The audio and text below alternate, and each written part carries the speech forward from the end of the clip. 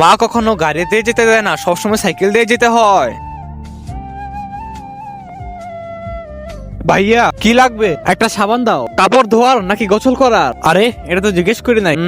আচ্ছা গোসল করারটাই দিয়ে দাও। ও গোসল করার বড় দেবো নাকি ছোট দেবো? ছোট দাও। এই নে, এই নাও।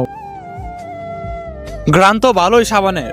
তার আগে তুমি কি দুধ খেতে ভালোবাসো নাকি মদ খেতে ভালোবাসো? যদি তুমি দুধ খেতে ভালোবাসো তাহলে ভিডিওটি লাইক করে চ্যানেলটি সাবস্ক্রাইব করে দাও। দেখেছো মা কত তাড়াতাড়ি এসেছি?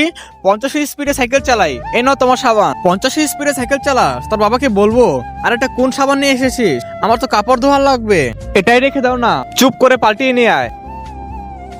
গাড়ি দিয়ে যাই। গাড়ির নামও নিস না। সব সময় আমার সাথে এমন কেন হয়? যদি এটা ফেরত দিতে গিয়ে আঙ্কেল বকা দেয় তাহলে কি করব? কিন্তু যেতেই তো হবে, না হলে মা মারবে। ঠিক আছে, আর আসিস না দোকানে। ভাইয়া, তোর আবার কি লাগবে? মা বললো গোসল করার না, কাপড় ধোয়ারটা চেয়েছিল। বেঁচে গেছি, দোকানদার কিছুই বললো না।